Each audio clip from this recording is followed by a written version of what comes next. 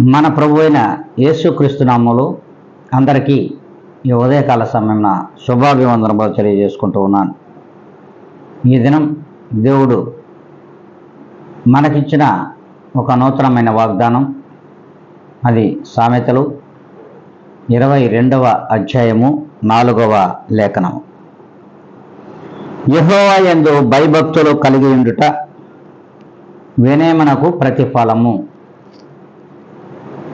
దేవుడు తన లేఖనముల ద్వారా అనుదినము మనందరితో తన వాగ్దానమును ఇచ్చి మాట్లాడుతున్నాడు.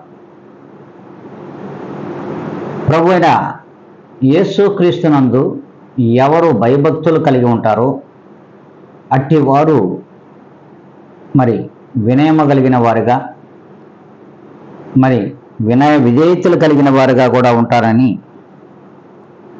దేవుడు సెలవిస్తూ ఉన్నాడు. మనం దేవుని యందు భయభక్తులు కలిగి ఉన్నామా? అసలు ప్రియమైన క్రైస్తవ విశ్వాసులారా, మన యొక్క జీవితములు ఏ రీతిగా ఉన్నాయి? మనం ఎప్పుడైనా సరే దేవుని యందు భయభక్తులు కలిగిన వారిగా ఉన్నామా? మరి ఆ రీతిగా ఈ లోకంలో జీవించుచున్నామా? మనలో వినయం లేదు, విధేయత లేదు, అసలు భయభక్తులు అసలే లేవు. ఎవరికి తగినట్లుగా వారు గర్వముతో, అతిశయముతో ఈ లోకంలో ప్రవర్తిస్తూ ఉన్నారు. మరి క్రైస్తవ బిడ్డలమంటూనే, క్రైస్తవ్యంలో ఉంటున్నామంటూనే క్రీస్తుకు మాదిరికరమైనటువంటి విశ్వాసము కానీ,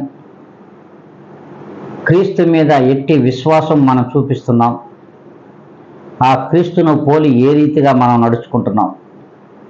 ప్రభువైన యేసుక్రీస్తు వారు ఈ లోకంలో వినయ విధేయతలతో ఆయన 33.5 సంవత్సరము ఈ లోకంలో జీవించారు. కానీ మనం ఆయన యందు భయభక్తులు కలిగిన వారిగా నటిస్తున్నాం.